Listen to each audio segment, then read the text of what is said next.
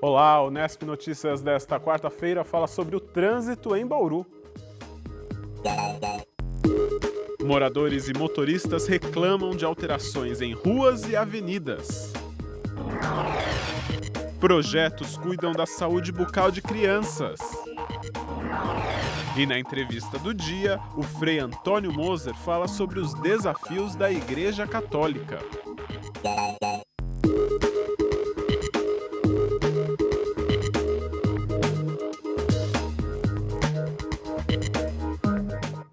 Defesa Civil e bombeiros de Bauru identificaram um vazamento de amônia hoje de manhã. Foi em uma fábrica desativada, localizada na quadra 5 da Avenida Amapá, na Vila Coralina. Segundo a Defesa Civil, havia restos do gás em tubulações. A substância era usada no passado para refrigeração de alimentos. Zeladores do imóvel sentiram um cheiro forte e chamaram os bombeiros, que usaram roupas para produtos perigosos para averiguar o local. Apesar do vazamento, as casas vizinhas não precisaram ser evacuadas. A antiga fábrica agora recebe ventilação e está sendo observada. Algumas pessoas relataram irritação nos olhos e garganta, mas ainda não é possível relacionar com o vazamento, informou a Defesa Civil. A amônia é perigosa porque pode causar irritação nas mucosas e, em casos extremos, se inalada em grande quantidade, pode levar à morte. E na Vila Antártica, o problema é o trânsito. Nos últimos tempos, o movimento de carros aumentou por conta da inauguração do novo shopping. Para tentar melhorar a situação, a Endurbe modificou a mão de direção de algumas vias. Ruas que antes eram tranquilas, agora têm movimento intenso. Este carro preto avança pela rua Marcondes Salgado e entra na contramão. Quando o motorista percebe o erro, para o carro no meio da rua. O veículo de trás segura o trânsito para que o motorista distraído possa manobrar e virar à direita. Um susto que por pouco não virou um acidente. Há 2 semanas, vários motoristas se confundem no cruzamento das ruas Marcondes Salgado e Aimorés, na Vila Antártica. Por causa do novo shopping, o trânsito ficou mais intenso e a Endurbe fez mudanças na direção de 2 vias. Antes, a rua Marcondes Salgado era mão dupla. Agora, entre as quadras 12 e 15, o sentido é único, da Avenida Nações Unidas para a rodovia Marechal Rondon. E a paralela, a rua Guarani, que era mão dupla, também virou mão única, no sentido oposto. A partir da quadra 16, o trânsito continua normal ali na rua Marcondes Salgado, mas o que acontece é isso aqui, ó. O pessoal que chega por aqui obrigatoriamente tem que virar à direita na rua Aimorés, descer essa quadra e virar ali, ó, a primeira à esquerda, que é a rua Guarani, para onde o trânsito foi desviado.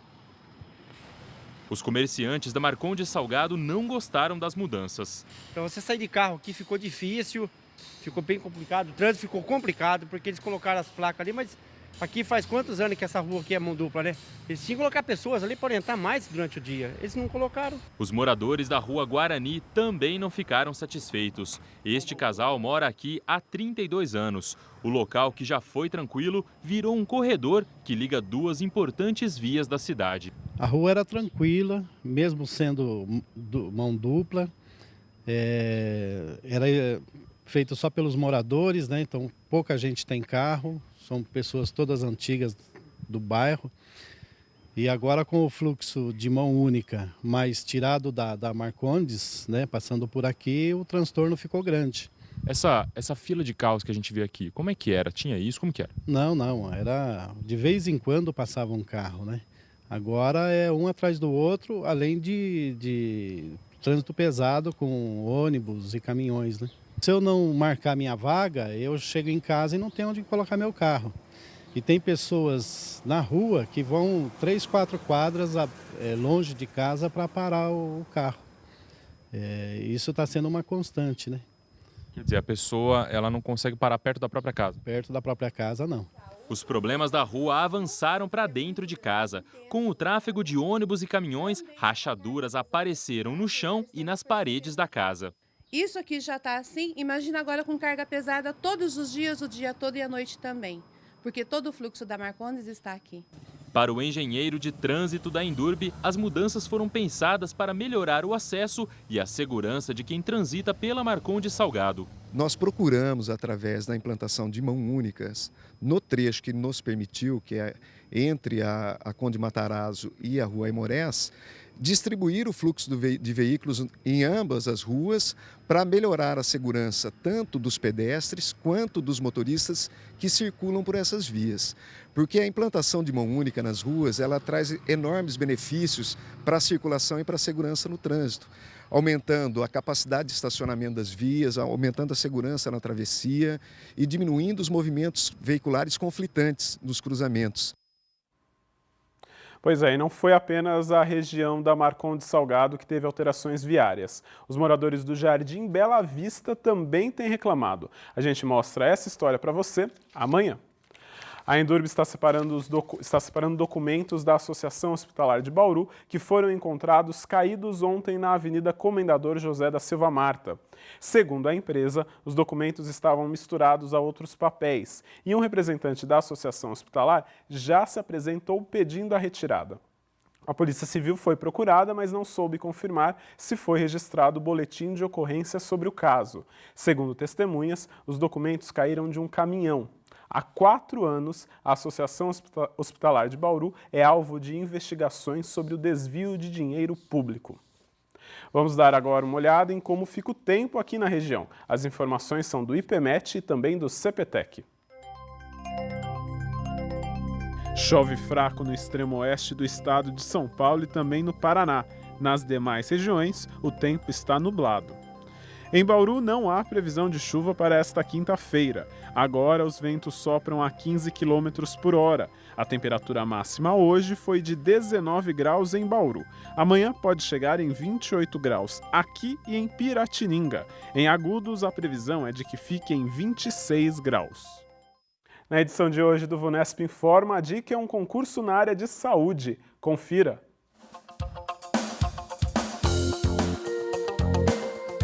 Olá, hoje a dica é para quem quer ser médico. Estão abertas as inscrições para o vestibular da Faculdade de Medicina de Jundiaí.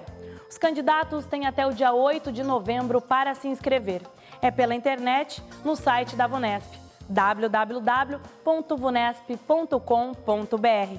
São 70 vagas e a taxa de inscrição é de R$ 160.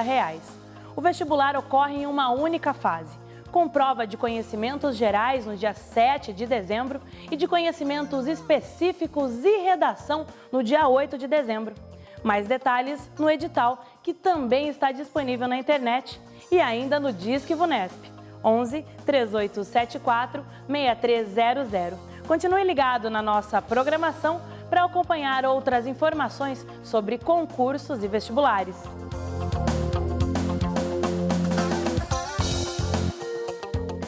No próximo bloco, vamos falar sobre os desafios da Igreja Católica com o Frei Antônio Moser. E ainda hoje, crianças aprendem que a higiene bucal é importante. Voltamos já.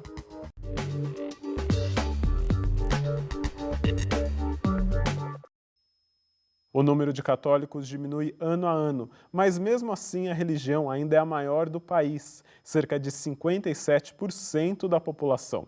Para falar mais dos desafios da Igreja Católica, a gente recebe o Frei Antônio Moser, professor de Teologia Moral e Bioética do Instituto Teológico Franciscano de Petrópolis e diretor da editora Vozes. Frei, obrigado pela sua presença aqui no Nesp Notícias. Eu que agradeço a oportunidade. Bauru é uma cidade muito querida para mim, por vários motivos, entre os quais porque Dom Caetano foi meu colega antes de ser bispo e a gente então sempre tem prazer. E depois porque cada vez que eu venho aqui o público é muito numeroso. Frei, a gente falou, né, que o número de católicos diminui. Por outro lado, recentemente o Papa Francisco esteve no Brasil e levou uma multidão para as ruas, tanto do Rio de Janeiro como para a cidade de Aparecida. Como que a gente pode avaliar isso? Em primeiro lugar, a leitura que a gente faz das estatísticas é muito relativa. Você pode fazer vários tipos de leitura. Por exemplo, no passado, 90% eram católicos. Eram católicos nada. Muita gente nem sabia o que era ser católico. Não frequentava. Hoje, você vê as pessoas tomando consciência daquilo que são e daquilo que querem ser. Então, realmente, estatisticamente diminuiu, o que não significa que diminuiu a força da Igreja Católica. E um exemplo típico é esse: ninguém nesse país conseguiu reunir 3,5 milhões de pessoas em Copacabana. Ninguém.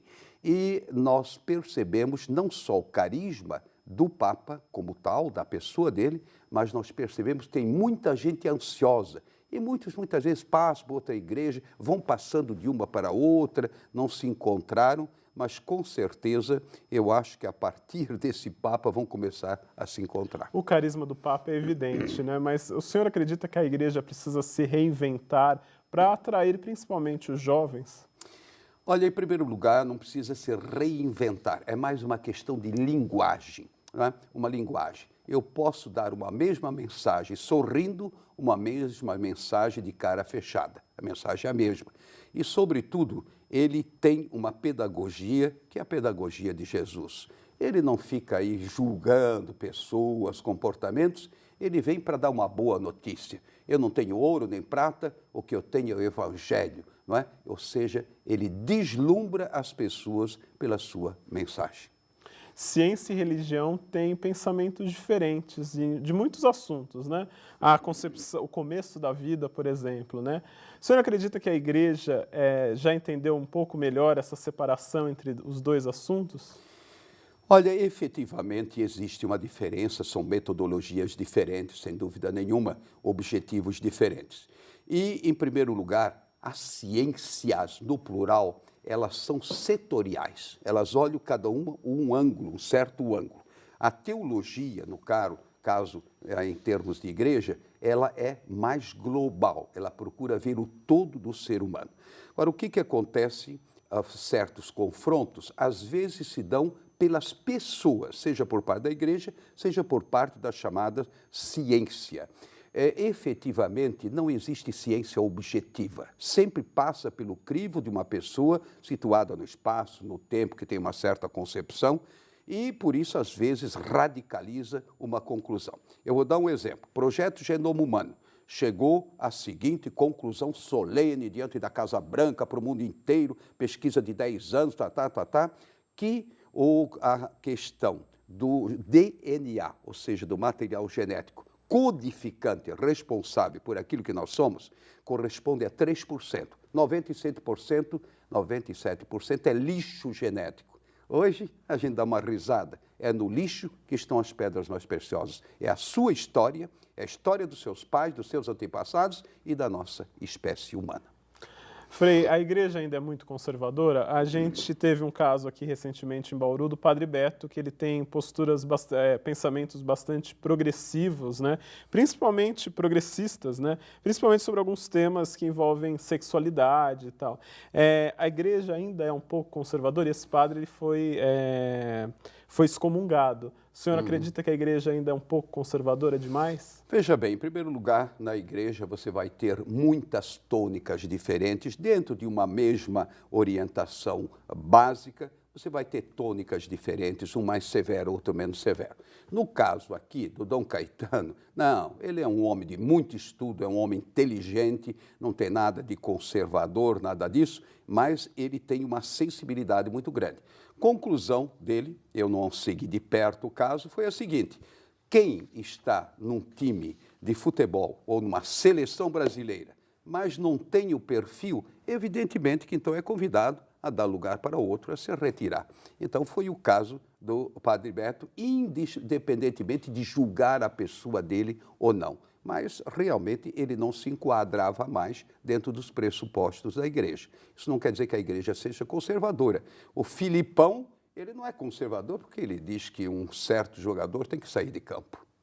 Frei Antônio Moser, muito obrigado pela sua participação aqui no Nesp Notícias. Eu é que agradeço, uma ótima oportunidade, parabéns por esse estudo maravilhoso e já sei que é um belo trabalho que vocês fazem aqui nessa televisão.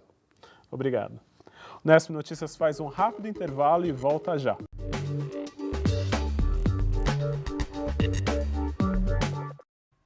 De volta com o Nesp Notícias. Vai até amanhã a 25ª edição do Congresso de Iniciação Científica da Unesp.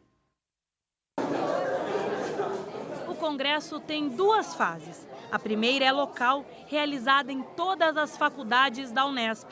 Ao todo, são mais de 3.000 trabalhos expostos. Até amanhã, 148 projetos de iniciação científica da Faculdade de Ciências da Unesp em Bauru são expostos em forma de painel e avaliados por professores. Hoje são as pesquisas na área de exatas e amanhã serão as de humanas. Os melhores passam para a segunda fase, que será em novembro em Barra Bonita, e vai reunir 600 painéis de estudantes de todo o estado. Muita gente morre de medo só de pensar em ir ao dentista. Afinal, aquele barulho do motorzinho assusta, não é mesmo? Mas aqui em Bauru, crianças de escolas públicas aprendem desde cedo a importância de cuidar da saúde dos dentes, sem medo nenhum. Bem quietinhos. É assim que os alunos da EMEI Dalva Frietas Ferraz Costa sentam na cadeira das dentistas. Uma vez por semana, eles passam por consulta. Abre bem o bocão agora, pra gente colocar a massinha lá. E ninguém faz cara feia, porque aqui não tem motorzinho. Só usa essa colherzinha aí, a cureta. Esse é o método de tratamento restaurador atraumático, o ART. A dentista raspa a cárie e depois coloca um material adesivo que protege o dente com flúor. Esse método foi testado na África na década de 80. O ART é uma técnica que foi inicialmente desenvolvida por um pesquisador chamado Franken. Ele observava que quando ele chamava as crianças para fazer o atendimento durante essa técnica, as crianças elas vinham espontaneamente. E quando chamavam as crianças para o tratamento tradicional, algumas davam as escapadas, né? Então ele resolveu colocar esse nome, porque justamente por não precisar de anestesia e nem de uso dos instrumentais, como aqueles motorzinhos que vocês conhecem, né, para fazer o tratamento da cárie dentária. 2 escolas municipais de Bauru utilizam este tipo de tratamento. As unidades são afastadas e não há condições de implantar um consultório tradicional. O ambiente é improvisado. Os profissionais usam poucos materiais e o processo é rápido e eficaz. Mesmo assim, depois que as crianças passam pela ART, a maioria não apresenta mais o mesmo problema. Numa vinda da criança, às vezes ele não precisa ter muitos retornos. Eu vejo isso muito positivo, que ele vem, nós conseguimos adequar a boca da criança numa sessão. Para casos que a ART não resolve, as crianças são encaminhadas para consultórios. 34 escolas da rede pública de Bauru têm dentistas incluídos na rotina. Só em 2012, quase 5.000 crianças foram atendidas em escolas municipais de Bauru. Essa é uma forma de tratar e curar problemas nos dentes, ensinar desde a idade escolar a importância da saúde bucal, além de evitar que esses pequenos parem nos postos de saúde.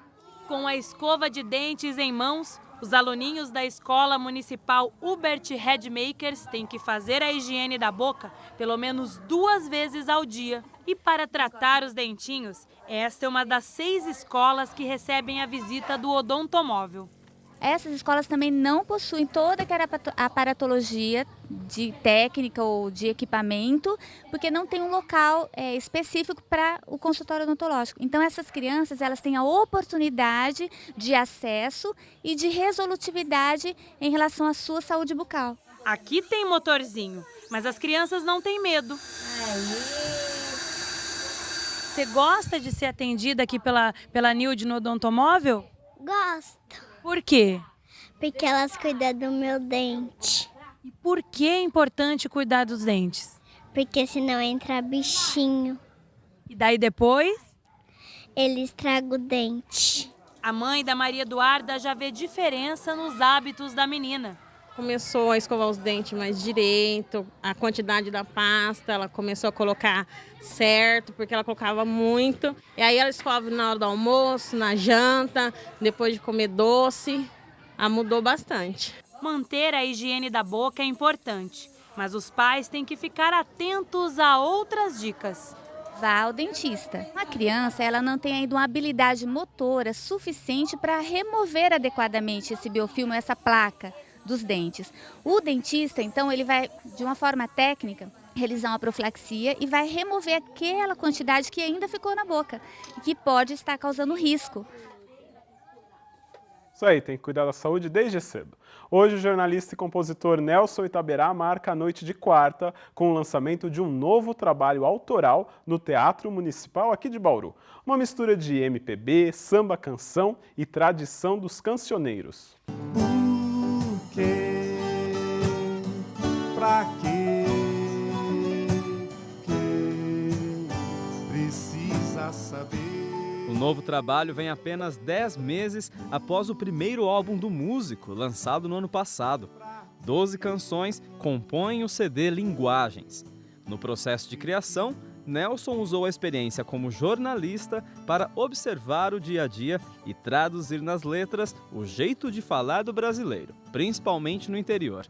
Um passo adiante em relação à proposta do primeiro trabalho, Pedra Brilhante. Sublinhar só aquilo que se sabe, perguntar sem receio de ofender, indagar para buscar veracidade. A linguagem é uma forma de poder. O lançamento do CD Linguagens do Nelson Itaberá é daqui a pouco, às 8h30 da noite, no Teatro Municipal de Bauru. A entrada custa R$ 15.